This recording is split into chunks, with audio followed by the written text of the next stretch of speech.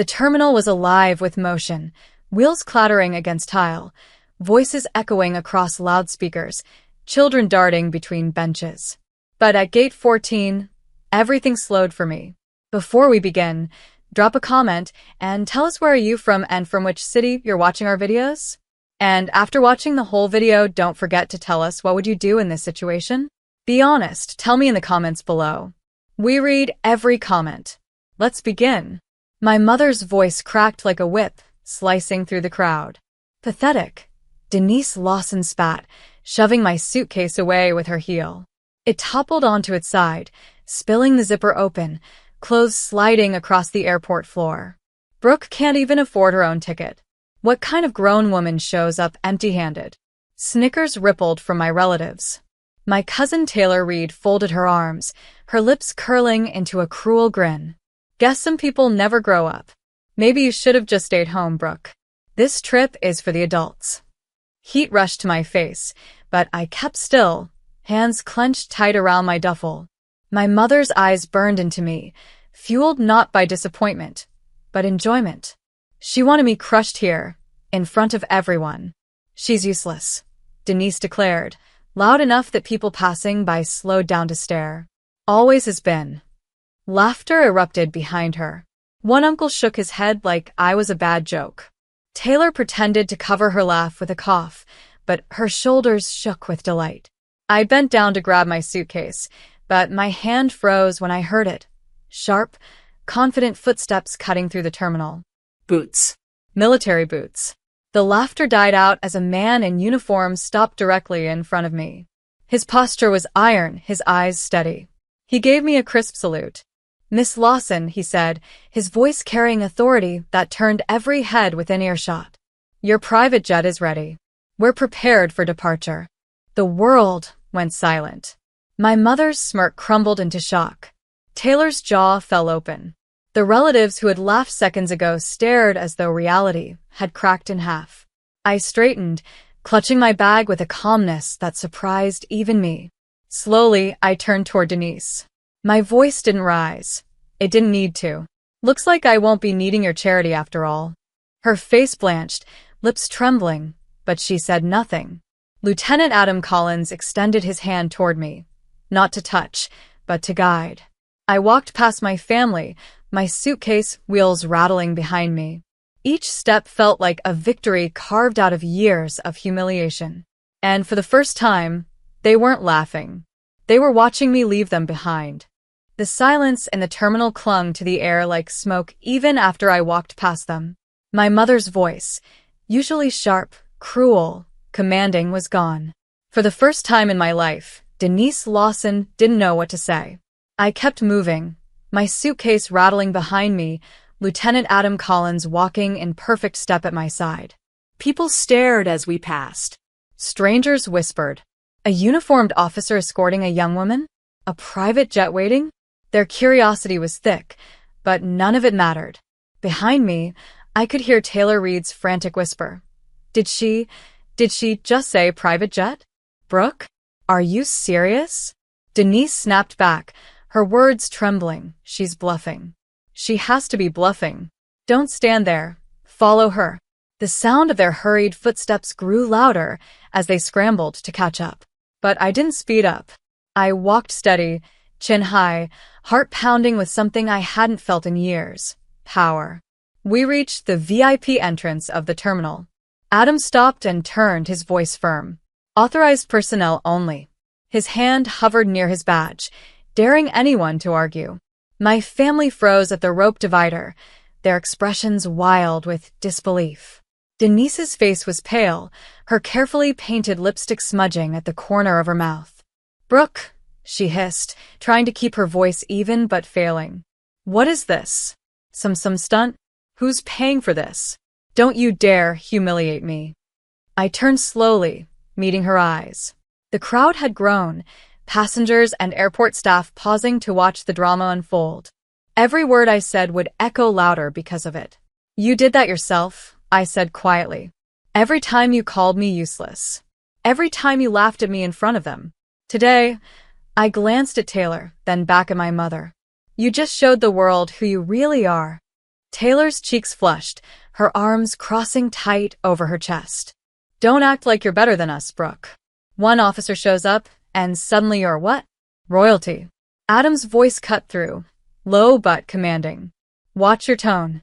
The weight in his words made Taylor shrink back a step. Denise tried to recover, reaching for her usual weapon, control. Her voice softened, trembling with a sweetness that had always fooled outsiders. Brooke, honey, you don't need to make a scene. If you had this all along, why didn't you just tell us? We're family. That word, family, twisted like a knife.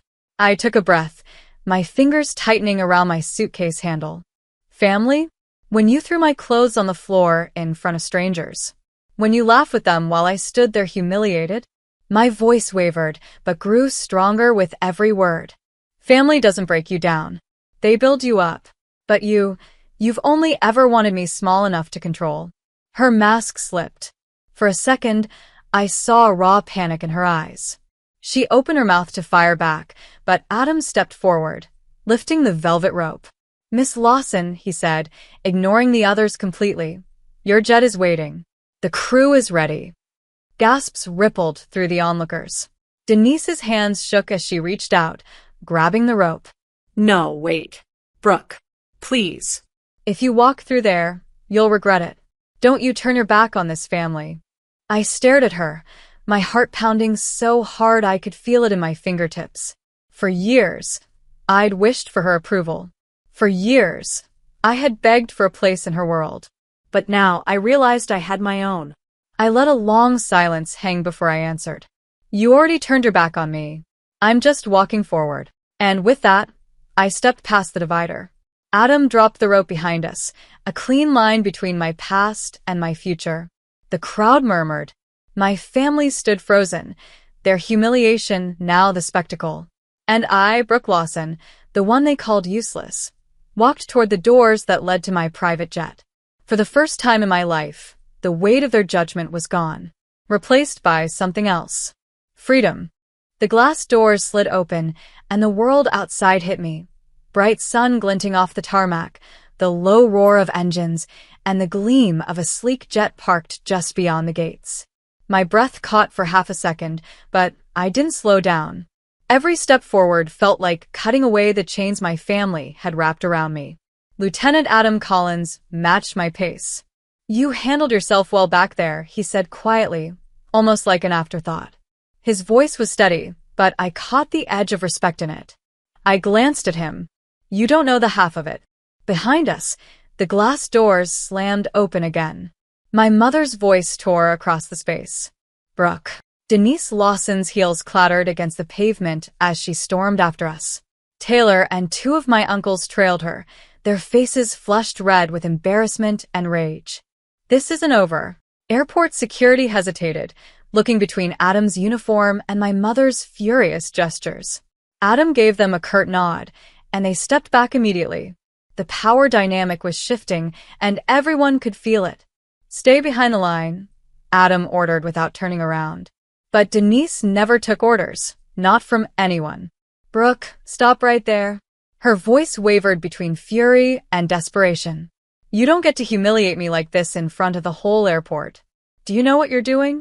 I spun around, my suitcase wheels locking against the pavement. For years I'd let her words cut me down, but now I had an audience, leverage, and the truth burning in my chest. What I'm doing, I said, my voice clear and sharp, is refusing to bow anymore. You taught me shame like it was a family tradition. But here's the truth, Mom. You don't get to control me anymore. Gasps came from the cluster of strangers watching from inside the terminal. People had pressed their faces to the glass, phones raised, recording every second. My humiliation had turned into her downfall. Taylor stepped forward, her tone dripping venom. This is pathetic. What? You got lucky once, and suddenly you think you're important. We all know you don't have money. You couldn't even keep a steady job. I let her words hang there, then tilted my head slightly. Funny you say that. Because the only reason you're still clinging to relevance is off the scraps of your daddy's trust fund. Taylor's face turned crimson. Her mouth opened, but no sound came out. She wasn't used to me talking back. Denise tried to recover, her voice trembling.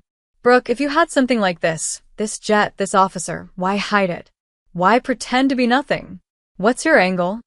Her suspicion was sharp, but underneath it, I heard something else. Fear. I smiled faintly. Because I don't owe you an explanation. Not anymore. That struck harder than I expected. Denise's eyes flickered, her mask slipping, panic surfacing. The woman who once relished in making me small suddenly looked cornered. Adam lifted his radio, signaling to the crew waiting by the jet. 2 staff members stepped forward in crisp uniforms, the jet staircase lowering in a smooth hiss. The sight pulled another wave of whispers from the crowd inside. Denise lunged forward, her voice shrill. Brooke, don't you dare walk away from this family. You think flying off on some plane makes you better than us? You'll always come back, crawling, because you're nothing without us. Her words cut, but they no longer landed. Not this time. I took a slow step backward toward the jet, keeping my eyes locked on hers. You want to know the real difference between us? You needed me to be nothing so you could feel like something. But the truth is, I was never nothing. You just couldn't stand to see me rise. Her lips trembled, fury boiling in her face. For once, she didn't have a comeback. Taylor tried one last desperate jab. This is fake. All of it. Some act you're putting on to shame us. No way Brooke Lawson has a jet. Before I could respond, Adam stepped forward, his voice steady but cold. Miss Lawson is a valued asset. She's earned every inch of respect she has. And as of this moment, she has clearance that none of you will ever touch. The words dropped like thunder. The crowd inside erupted in gasps, some filming more furiously now. Taylor's mouth fell open. Denise stumbled back a step, as if the ground itself had shifted beneath her. I took another step toward the stairs. Believe what you want. But when I take off today, remember this moment.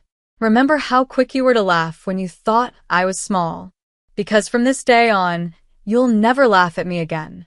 The wind from the engines whipped my hair around my face. Adam guided me up the steps, each footfall heavy with finality. At the top, I paused and looked down one last time. Denise's face was pale, her eyes wide with disbelief. Taylor stood rigid, fists clenched but powerless. The relatives behind them muttered nervously, shifting like the ground beneath their arrogance had cracked. I raised my chin. For years I had prayed for them to see me, to finally acknowledge me as more than a failure. But now, as the sunlight bathed the jet and the crew saluted me, I realized I didn't need their validation. They needed mine. Adam's voice carried from behind me. Ma'am, we're ready to depart. I gave a small nod and stepped inside, the door closing with a hiss. Through the oval window, I watched my family shrink, no longer giants towering over me, but small figures scrambling in confusion and fear. For the first time in my life, I wasn't running from them. I was flying above them. The hum of the engines filled the cabin, a steady roar that made my chest vibrate. Plush leather seats gleamed under soft lighting, and a steward in uniform offered me a glass of water with practiced precision. For a moment, I just sat there, letting the weight of the last hour sink in. Lieutenant Adam Collins took a seat across from me, his posture still formal despite the calm setting. His eyes studied me, not with curiosity, but with quiet respect. You did well out there, he said. I let out a shaky laugh, leaning back into the seat. Did well? I've never shaken like that in my life. But I wasn't going to give her the last word. Not this time. Adam's mouth curved into the faintest smile. You didn't need to. You let the truth speak for itself. Truth. That word echoed in my head. For years, my mother's version of truth was the only one the family believed, that I was useless, weak, incapable. But sitting here, strapped into a private jet, escorted by a uniformed officer, that lie had crumbled for everyone to see. The jet began to taxi, the vibration intensifying beneath my feet. Through the small oval window, I caught a glimpse of them, Denise, Taylor, and the others still standing behind the security glass. Denise's hand was pressed against it, her lips moving furiously, though no sound could reach me. And for once, I didn't care what she had to say. As the plane lifted off the ground, my chest swelled with something I hadn't felt in years. Not anger, not revenge, something stronger. Freedom. I turned to Adam, my voice lower now. They're going to spend the rest of their lives wondering how I got here. He nodded slowly. Let them wonder. But if you want to tell me, I'm listening. I hesitated, my fingers tracing the edge of the armrest. The secret I had carried wasn't flashy, wasn't some overnight miracle. It was years of grit, silence, and choices no one ever thought I could make. I worked, I said finally, my voice steady. Every insult, every slap of rejection, every time they laughed, I turned it into fuel. I took 3 jobs. I studied at night when they thought I was wasting time. I invested when I barely had enough to eat. I built something they could never imagine. Adam leaned in slightly. And now, I said, exhaling slowly, I own a company they don't even know exists. And that jet out there? It's not for show. It's mine. Earned, not handed down. Saying it out loud made the weight of years lift from my shoulders. For once, I wasn't hiding. Adam studied me with a new level of respect. Then you deserve every salute you get. Silence settled between us, but it wasn't heavy. It was steady. The kind of silence that comes after a storm, when the sky's clear and you finally see the horizon. I thought about Denise, about how her smirk cracked when Adam saluted me, how her words choked when she realized the crowd was no longer laughing with her, but at her. The image of Taylor's flushed, powerless face flickered in my mind. For once, I hadn't been their punchline. I had been their downfall. And yet deep inside, there was still a sting. They were my family. I had wanted their love. But what they gave me was humiliation, cruelty, and years of scars. Adam's voice broke through my thoughts. Do you regret it? Showing them like that? I met his gaze. No. Because today wasn't about revenge, it was about truth. I've spent my whole life proving myself in silence. Today, I let them see it. The steward returned, handing me a tablet with flight details. My company's logo glowed at the top. For a second, I just stared at it, remembering all the nights I had cried myself to sleep, the mornings I dragged myself to jobs no one respected, the years of being invisible. Not anymore. The jet broke through the clouds, sunlight flooding the cabin. I closed my eyes, letting it wash over me. Ma'am, Adam said softly. Where to next? I smiled, opening my eyes to the endless sky outside. Anywhere forward. The plane soared higher, the ground disappearing beneath us. Behind me, my family would twist the story, gossip, and try to explain away what they'd seen. But no matter how they spun it, one truth would remain. The daughter they called useless had risen above them, literally and figuratively. And as the horizon stretched endlessly before me, I knew this was just the beginning.